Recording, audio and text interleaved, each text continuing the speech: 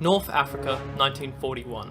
In the previous year of 1940, the Italians declared war on the Allies and invaded Egypt. They didn't make it very far due to lack of preparation. A few months passed, the British built up their forces and then launched their armoured counterattack. At the start of 1941, they absolutely annihilated the Italian 10th Army with great help from the Indian and Australian forces. They had an opportunity to renew their offensive and head for Tripoli, the last major Italian-held port in Libya, but Churchill decided that sending everything that could be spared to the defence of Greece was more important. Stripping the Commonwealth divisions in Libya, the British lost their chance to push the Axis out of North Africa in early 1941. 7th Armoured Division is sent back to Egypt for rest and refit, whilst the 6th Australian Division is sent to Greece. They are both replaced by the unready 2nd Armoured Division and the inexperienced 9th Australian Division.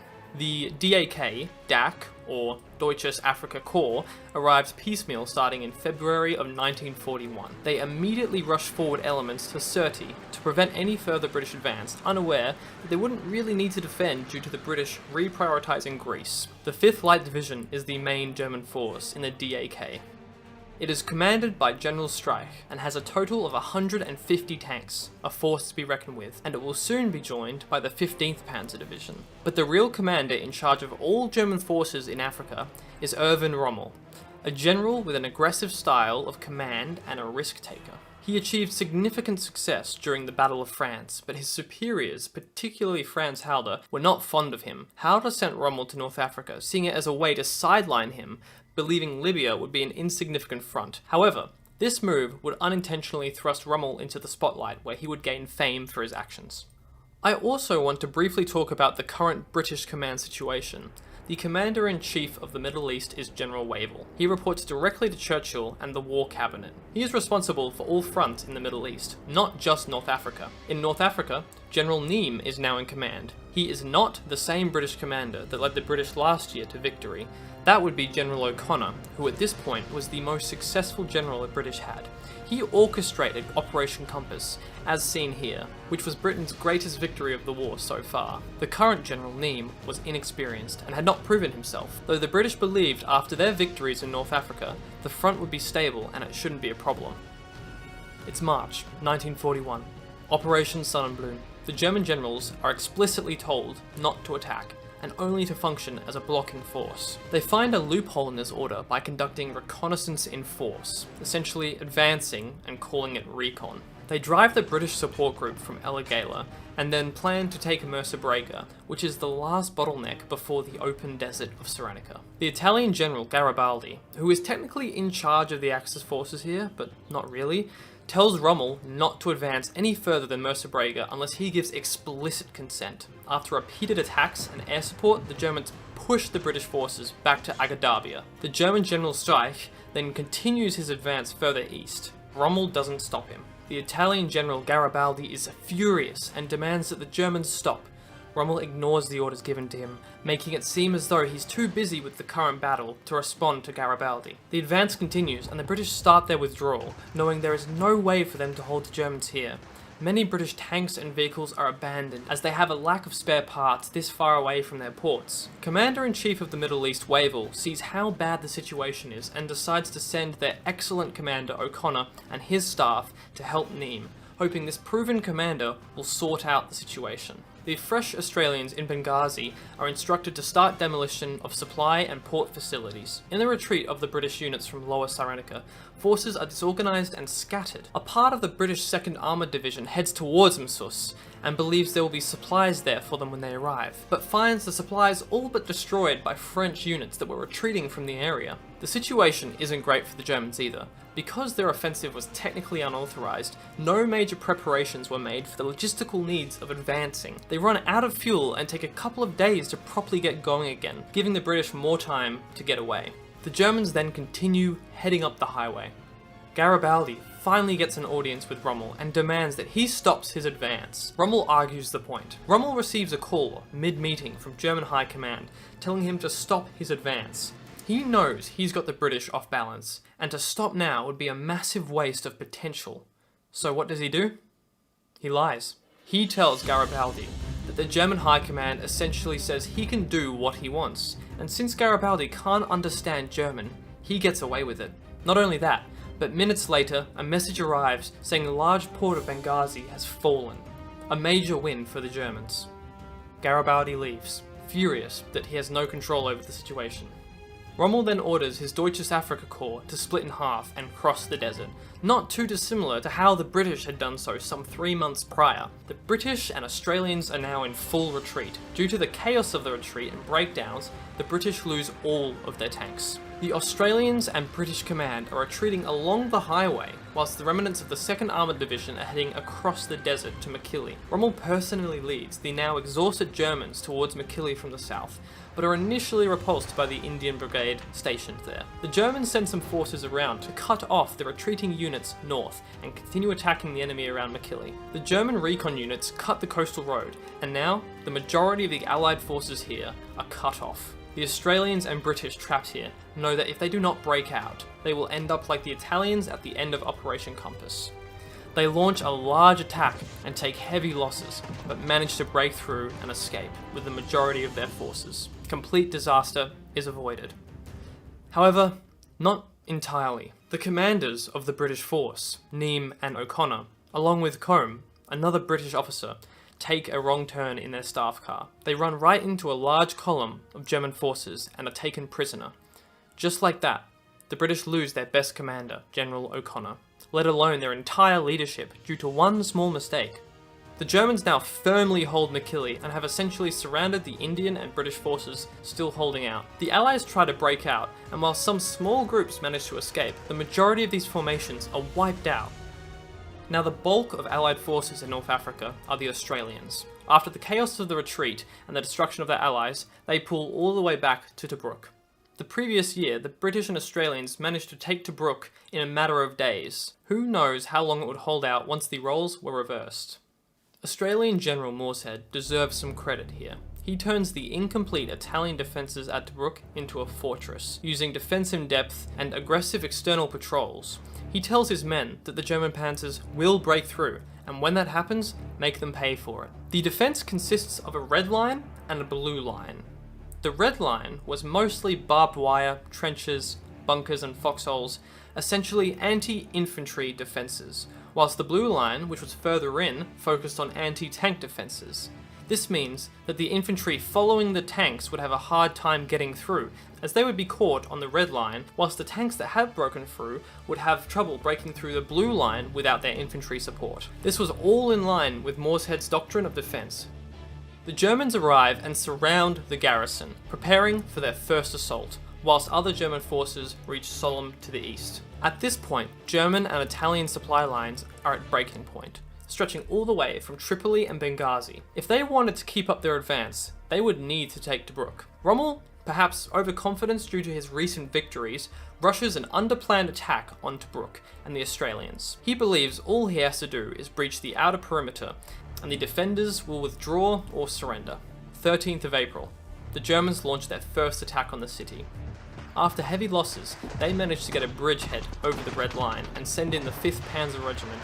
Excited to capture the port, they rush north, thinking the Australians must be fleeing their posts by now, except they aren't.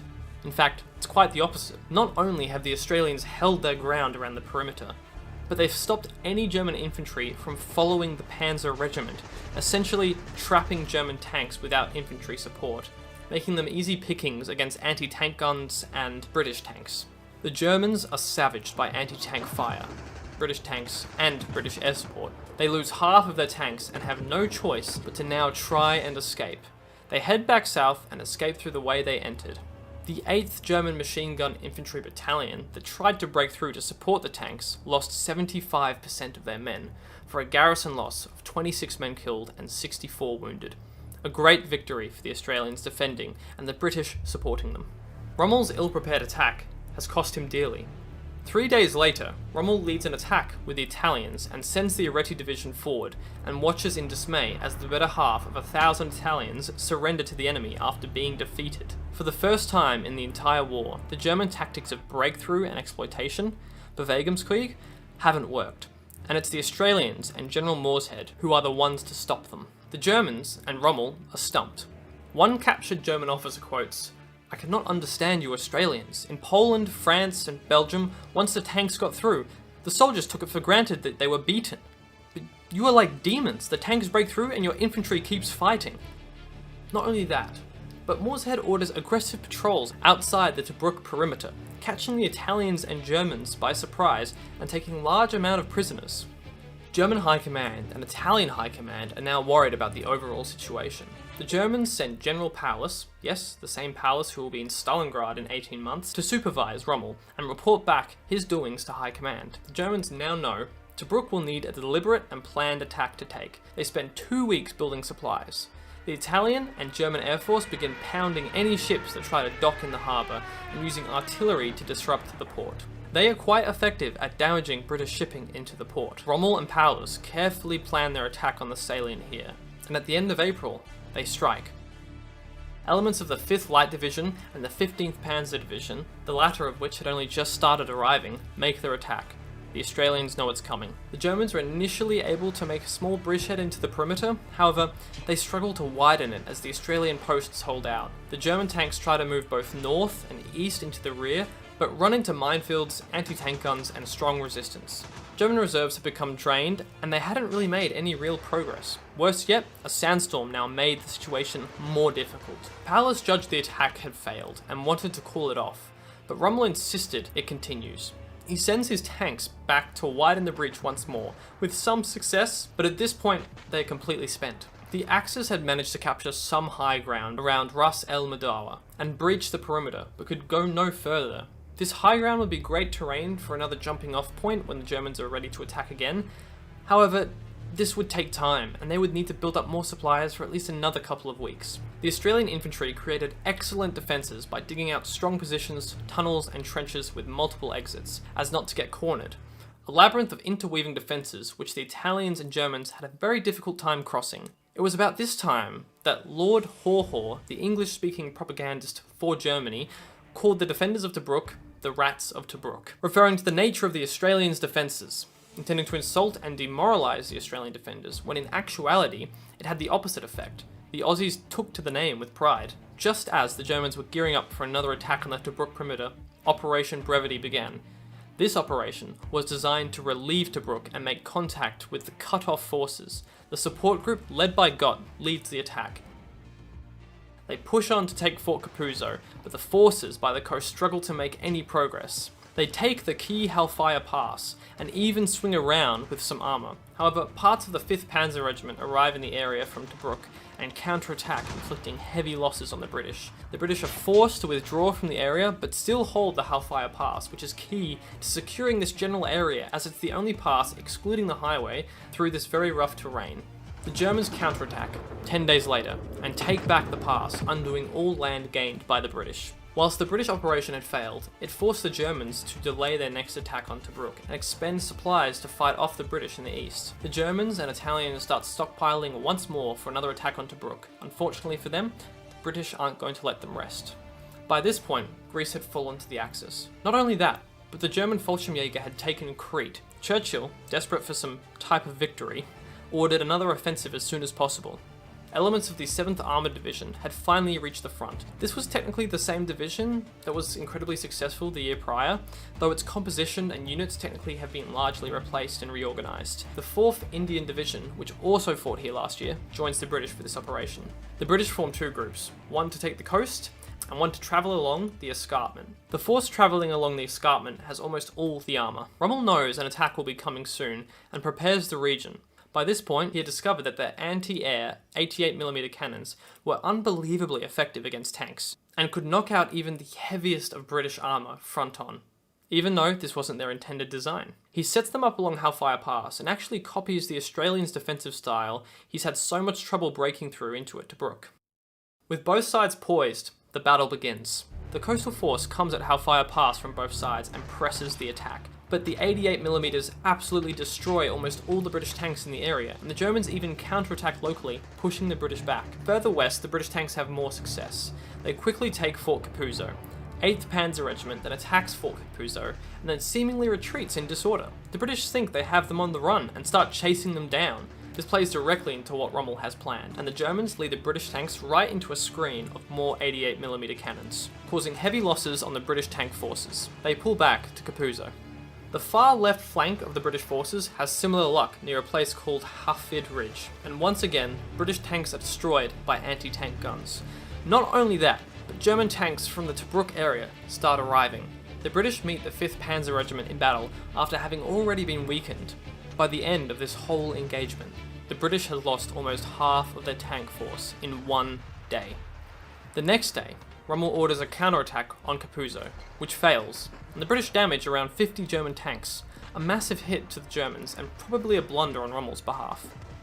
The British then cut the coastal road near Salient, threatening to entirely cut off the Germans at Hellfire Pass. The 5th Light Division tries to swing around and flank the British. The British react and cause some damage, but once again, the Germans fake a retreat and lead the British right into another line of 88mm cannons, once again with devastating effect. This battle, in this region, is an open flat terrain, meaning it's a battle of maneuver and range, both of which heavily favour the Germans at this point in the war. Now, overnight, Rommel moves almost the entire 15th Panzer Division to join the 5th Light Division in their flanking attack, leaving the Axis forces near Fort Capuzzo weak, but concentrating almost all the German armour in the entirety of North Africa in this attack.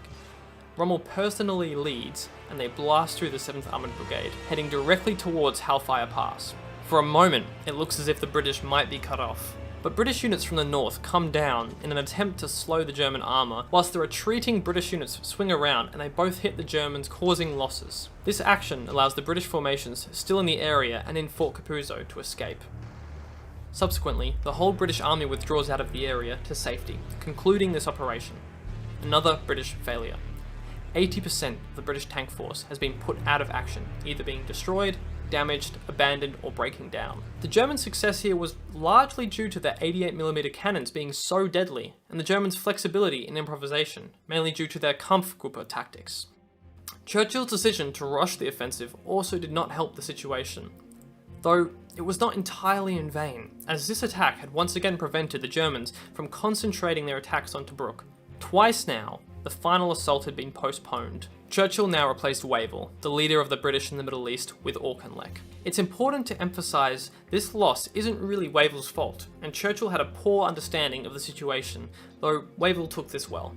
Auchinleck was previously stationed in India, and was the commander-in-chief there. Auchinleck spoke highly of Wavell, and said he was greatly impressed by Wavell and the way he has handled his position in the Middle East. At this point, the Australians had held Tobruk for around 2 months. Blamey, commander of the Australian Imperial Force, requested the withdrawal of the 9th Division from Tobruk, due to the damage they had sustained. Auchinleck agreed, though this process would take many months to complete, and not all the Australians could leave due to difficulty in shipping. The Australians that would be leaving would be replaced by the Polish, British, and Czechoslovak units. Another important note is that by now, Axis shipping to North Africa from Italy is being seriously affected, with up to 40% of reinforcements and resupply being sunk. Allied sea power was coming into full effect in the Mediterranean, further limiting the Africa Corps' resources. Rommel requested not more tanks, but more infantry, as he felt the balance was off, which began the formation of the 90th Infantry Light Division, which wouldn't be fully ready until around November. The tank attacks on Tobruk had failed,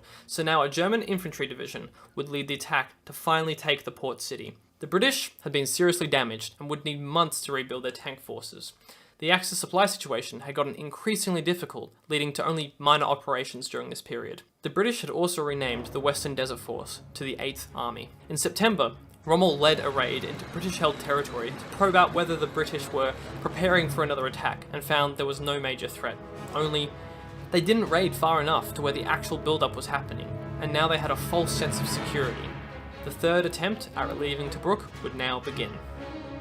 Operation Crusader, November 1941. The Germans are preparing for their final assault on Tobruk. Once again, the siege had now lasted for more than 7 months. The British have their own offensive ready to go, and have seriously taken their time to ensure that this attack will have sufficient force to reach Tobruk. The 8th Army has 2 corps, 13th and 30th, which consists of British armour, New Zealand, Indian and South African divisions. In Tobruk, the newly formed 70th Infantry Division has a wide mix of Allied forces. And just so you know, the 21st Panzer Division is just the 5th Light Division we saw before, renamed. And the battle begins. The 30th Corps heads off unopposed to Gabra Saleh, whilst the 13th Corps covers their right flank.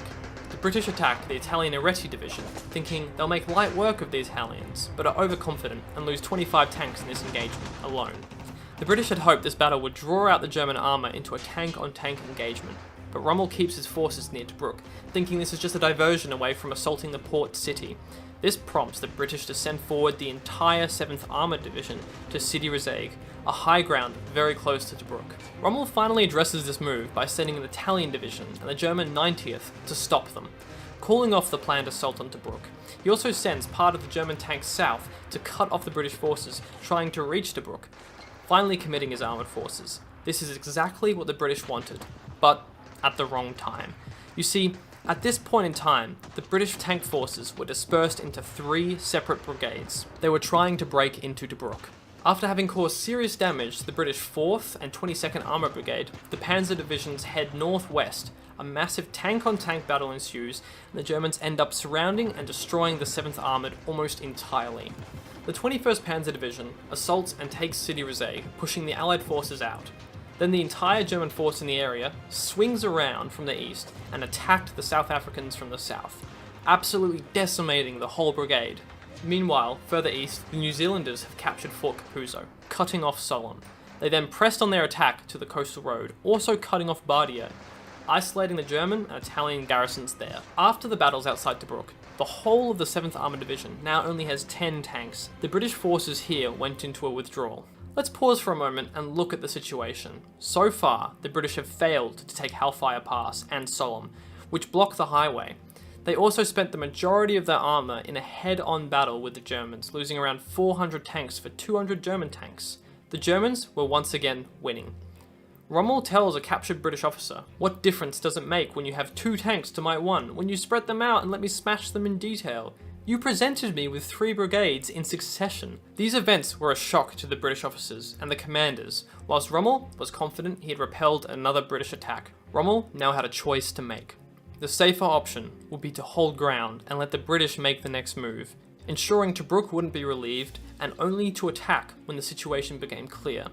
Rommel doesn't know exactly where the rest of the enemy forces are. Rommel believed after the Allied defeat at Sidi Rezaiq, the British would withdraw, like they had in previous battles, and in this, he saw a second, riskier option: cut off the retreating British and destroy the enemy whilst he had the upper hand. If this succeeded, it could leave Egypt defenseless, allowing the taking of much more than just Tobruk. The risk associated with this option was it would leave the Tobruk area without German armour support and would add even more chaos and fog of war to the battle. But as we know, Rommel was a risk taker. He decided to find and destroy the remaining Allied forces in the area and raced off east with his 2 panzer divisions. Rommel believes he can cut off the entire 8th Army and head east. Rommel himself leads this charge, which actually makes the decision even riskier. Due to him being far from Tobruk, it will make it harder for him to get a full picture of the situation if he's down at the front. The British command was panicking, and even making preparations for a full withdrawal, thinking after losing hundreds of tanks there was no hope.